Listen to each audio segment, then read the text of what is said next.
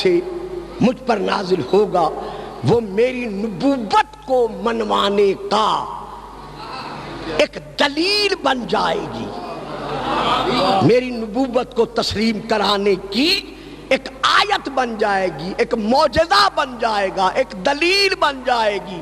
میں یہاں کہتا نہ چلوں، صرف چند افراد لیں گے، 5، 12، 14، 72، باقی نہیں لیں گے۔ عیسیٰ دعا مانگ کر کھانا نازل کروانا اور بات ہے، بیت اللہ میں بنت اسد کے لیے خود کھانوں کا آنا۔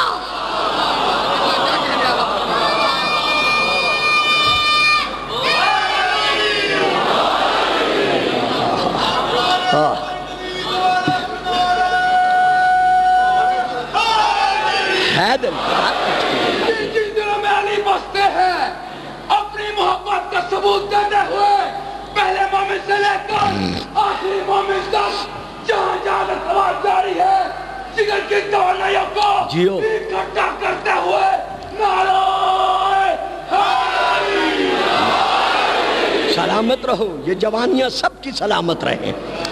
تو جناب عیسیٰ نے جب یہ دعا مانگ لی، اب میں حوالہ دے رہا ہوں شیعہ تفسیر کا، تفسیر کا نام ہے تفسیر صافی، جلد نمبر صافی عربی میں ہے، جلد نمبر 2، میں وہاں سے لے کر پڑھ رہا ہوں کہ عیسیٰ کی دعا کے تمام ہوتے ہی ادھر دعا تمام ہوئی، ادھر نزلت صفرتن حمراء بین غمامتین، حضرت عیسیٰ کے سر پر 2 بادل آ کر چھا گئے، اور ان 2 بادلوں میں سے ایک دسترخوان سرخ رنگ والا ظاہر ہوا۔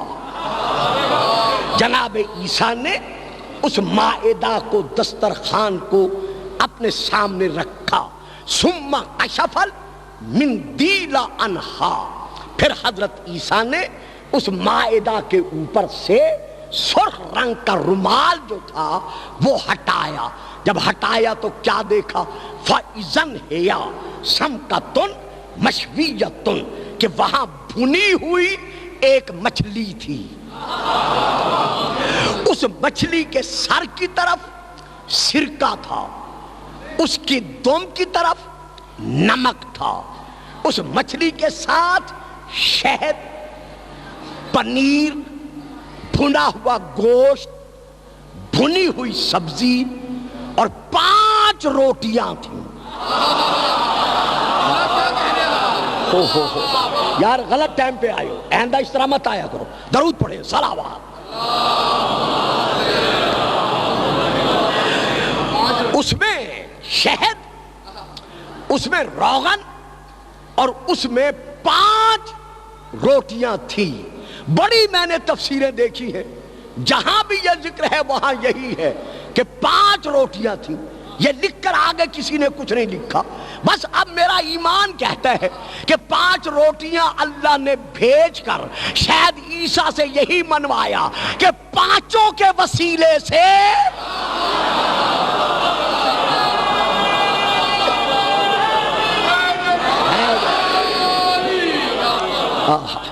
تمہیں یہ مائدہ میں دے رہا ہوں۔ تو اب آپ کے حواریوں نے آپ سے کہا کہ یا روح اللہ، کیا آپ اس مچھلی میں کوئی اور معجزہ دکھا سکتے ہیں؟ جیسے انہوں نے کہا، آپ نے اس مچھلی کی طرف دیکھا، حکماً کہا کہ بے اذن اللہ زندہ ہو جا۔ وہ مچھلی فوراً فاستربت السمکۃ، اس میں ایک بھونچال یعنی تڑپ پیدا ہوئی، اور وہ مچھلی حضرت عیسیٰ کے فرمانے پر زندہ ہو گئی۔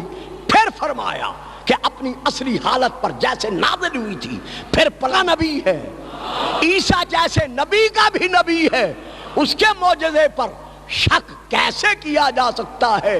نہ مائدہ نازل ہوا، 40 دن برابر یہ مائدہ اسی طرح نازل ہوتا رہا۔ 1300 کچھ مومنین نے ہر روز اس مائدے سے کھانا تناول کیا. تھا کتنا؟ 5 روٹیاں، 1 مچھلی، تھوڑا سا پنیر، تھوڑا سا شہد، تھوڑا سا نمک، کچھ گوشت بھنا ہوا اور کچھ سبزی بھنی ہوئی. 1300 کچھ مومن. ہائے ہائے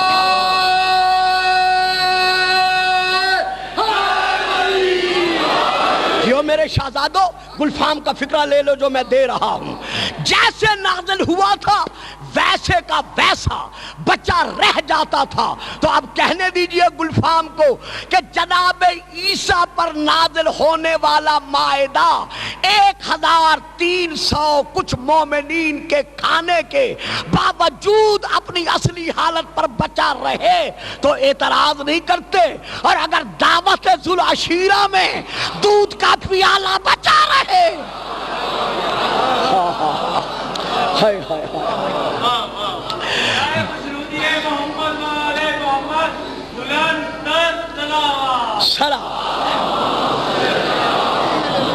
جی، بکری کی بھنی ہوئی ران کا گوشت کھانے کے باوجود بچا رہے تو آج کہا جاتا ہے کہ یہ کیسے ہو سکتا ہے؟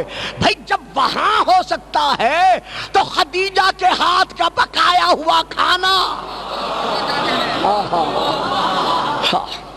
رسول کی اعجاز نمائی کی دلیل کیسے نہیں بن سکتا؟ اس کے بعد 3300 منافقین نے اس مائدہ سے کھانا اپنے لیے جائز نہ سمجھا. ایک دوسرے سے کہا یہ عیسیٰ کا جادو ہے، اس سے نہ کھانا ورنہ بیمار ہو جاؤ گے. کھانے والے کتنے تھے؟ 1000 کچھ 100. انکار کرنے والے کتنے تھے؟ 3300. جنہوں نے کھانا کھایا ان میں سے جو بیمار تھے وہ صحت یاب ہو گئے، جو مقروض تھے ان کا قرض آزاد ہو گیا، جو بے اولاد تھے وہ صاحب اولاد ہو گئے. اب بھائیوں میں فکرہ نہیں دیتا، آپ پہ چھوڑتا ہوں. کیا اس کا نام مشکل کشائی نہیں تو اور کیا ہے؟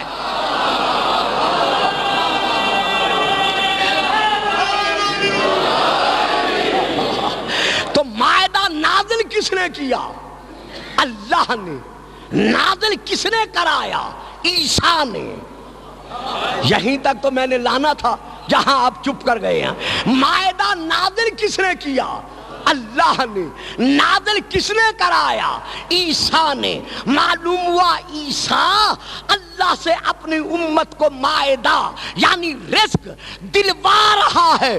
تو جب عیسیٰ دلوانے پہ قادر ہے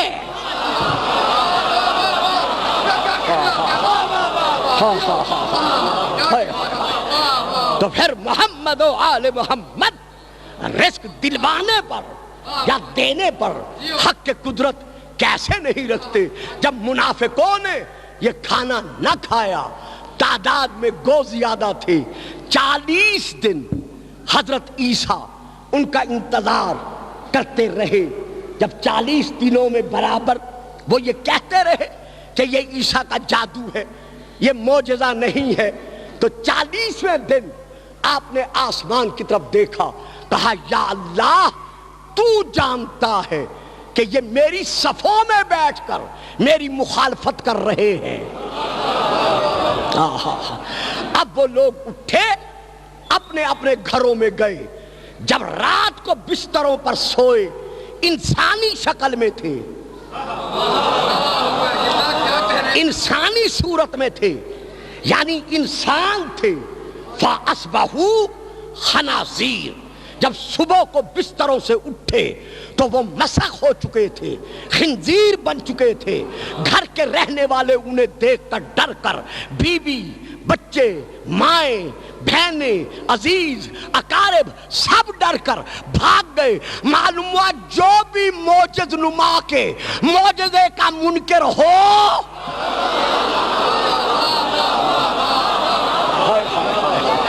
بھائیو جو سمجھ رہے ہو بولو،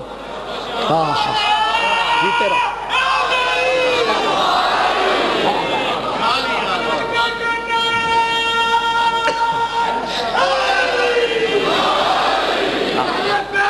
دشمنوں کے دلوں کو جلانے کے لیے، سڑانے کے لیے، مگر نعرہ ایسا لگے کہ منکروں کے دلوں کو ہارٹ اٹیک ہو جائے، ہارٹ اٹیک ہو جائے، نعرہ ہاں، منکروں کے دلوں کو اللہ سمجھنے کی قوت عطا کر۔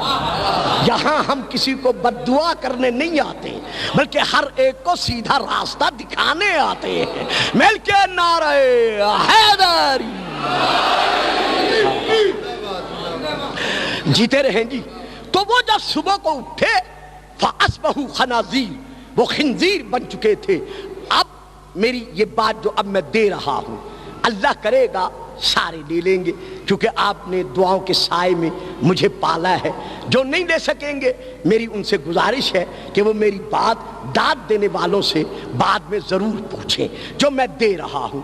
میرے امام ابن امام حضرت سجاد علیہ السلام سے